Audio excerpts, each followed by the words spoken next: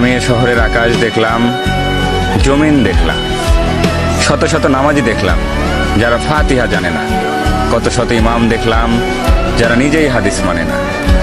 আমি এমন খাঁটি মুসলিমও দেখেছি যারা যৌতুকের টাকায় বিলাসিতা খুঁজে নেয়। আমি তোমার এমন ভক্তও দেখেছি যারা নিজের অসুস্থ বাবাকে বাসায় রেখে পীরের পায়ে তেল দেয়। এ শহরের কত কিছুর সাক্ষী আমি। আমি কি মাফ পাবো? যে কপাল তৈরি হয়েছিল সিজদার জন্য, সে কপালে আজও দাগ পড়েনি। তার জবাবে কি বলবো? এমনও ফজর যায়, জহর আসে, আসর পেরিয়ে মাগরিব ভাসে।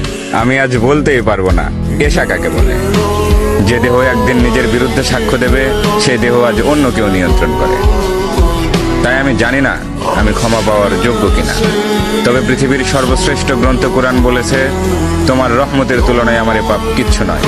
তাই পাপী হাত দুটি উঠিয়ে দরখাস্ত জানাই, ইয়া মালিক, এই ফরমালিন যুক্ত শহরে আমাকে ভেজাল মুক্ত রেখো।